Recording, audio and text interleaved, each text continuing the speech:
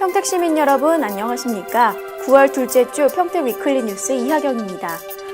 평택 국제대교 상판 붕괴 사고로 인해 부분 통제된 국도 43호선이 지난 9월 9일 오후 2시부터 전면 재개통됐습니다. 평택시는 국도 43호선 내에 있는 교량철거와 정리 작업을 끝낸 후 통행 재개를 위한 관계기관 합동 점검까지 마무리했는데요. 앞으로도 사람과 안전이 우선인 평택시를 위해 최선을 다할 것을 약속드리면서 2주의 첫 소식 전해드립니다. 민선 6기 공약 추진 상황을 점검하고 시민들의 건의사항을 듣는 2017년 하반기 시민과의 대화가 지난 9월 4일 서정동 행정복지센터와 진이면 사무소 대회의실에서 열렸습니다. 해당 지역의 정책 진행과 민선 6기 공약 추진 정도를 보고하고 시민들의 질의가 이어졌는데요.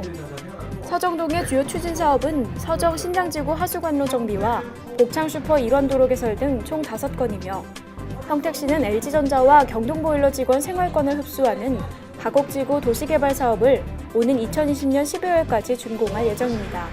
진이면의 주요 추진 사업은 미동소 하천 정비 사업 등 총 12건이며 그 외 진이 2배수지 건설과 은산 3리 용수로 정비 공사 등 총 5건이 올해 준공을 앞두고 있습니다. 앞으로도 평택시는 시민과의 꾸준한 소통을 통해 열린 시정을 실현해 나갈 계획입니다. 평택시가 지난 7월 기준 집계한 악취 민원 건수는 총 212건으로 전년보다 48% 늘어났는데요. 그중 공장과 축사에서 발생한 악취 수준은 심각한 것으로 알려졌습니다. 평택시는 지난 9월 4일 평택시청 재난상황실에서 공장과 축사 등 기업 대표와 시민 40여 명이 참석한 가운데 악취와의 전쟁을 선포하고 쌍용자동차와 평택산업단지 관리공단 등 총 13개 기업단체와 악취 자율저감 협약을 맺었습니다. 앞으로 평택시는 악취 유발 업종을 근본적으로 차단하기 위해 가축 사육 제한 조례를 개정하고 악취 유발 공장 입주를 제한하기 위해 제도적인 장치를 마련할 계획입니다.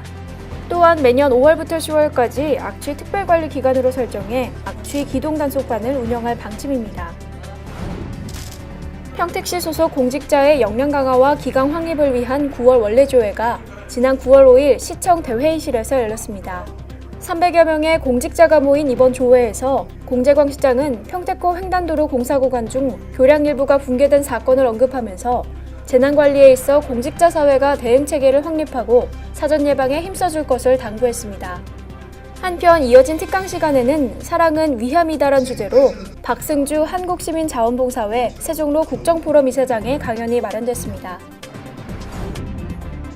평택 시민들의 건전한 여가문화 조성을 위한 소풍문화축제가 지난 9월 9일 평택시 소풍정원에서 열렸습니다. 소풍정원은 시원한 나무데크와 수생식물이 자라는 연못 등이 있어 캠핑족들의 성지라 불리는 수변공원인데요. 사단법인 숲힐링 문화협회 경기지부가 주최한 소풍정원 축제에선 소풍문화를 대표하는 전국 김빠방 선발대회와 소풍문화를 주제로 한 100일장 대회가 열렸습니다. 평택 시민들의 휴식공간 소풍정원에서 처음 열린 소풍문화축제가 시민들의 감성을 깨우고 지역문화 예술인들과 소통하는 문화페스티벌로 정착되길 기원합니다. 평택 시민과 주한미군 간의 문화교류를 추구하는 제14회 한미친서 문화한마당이 지난 9월 9일과 10일 신장 근린공원 일원에서 열렸습니다. 평택시 국제교류재단과 송탄 상공인의 주관으로 열린 한미 친선문화 한마당은 한국 전통문화와 세계문화를 동시에 경험하는 마을축제인데요. 미 8군 록밴드 공연과 평택 농악 공연으로 시작된 이번 축제는 김치 만들기와 서각체험 등 미군 가족이 한국 전통문화를 체험하는 기회와 미군들이 직접 참여한 플리마켓이 운영됐습니다. 한미친선 문화 한마당에 참여한 공재강 평택시장은 이번 축제가 주한미군과 평택시민이 언어와 문화를 초월해 소통하는 기회임을 강조하고 미군과 미군 가족, 시민들이 함께 호흡하며 즐길 수 있도록 지원하겠다고 약속했습니다.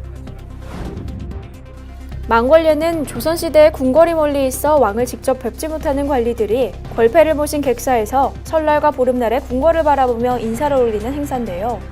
100여 년 만에 그 원형이 복원된 망궐례가 지난 9월 9일 평택시 국제교류센터와 팽성읍 객사 일대에서 열렸습니다. 평택시가 주최하고 우리문화 달구지가 주관한 망궐례는 문화재청의 사업인 2017 생생문화재에 선정돼 그 가치를 인정받은 바 있습니다.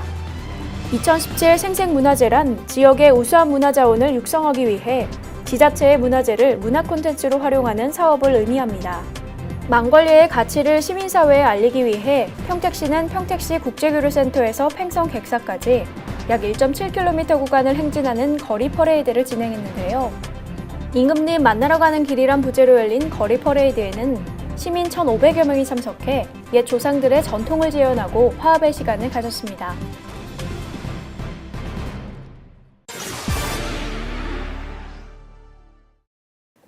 미세먼지 관리 체계 개선과 실효성 있는 대안을 마련하기 위해 바른정당 미세먼지대책특별위원회가 지난 9월 4일 평택시청 내에 있는 비전동 측정소를 방문했습니다.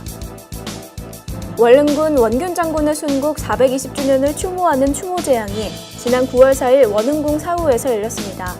원주원시 대종회와 원주원시 평택회가 주최한 이번 행사에선 원유철 원주원시 대종회장을 비롯한 150여 명의 종친과 시민들이 모여 원균 장군의 순국을 추모했습니다.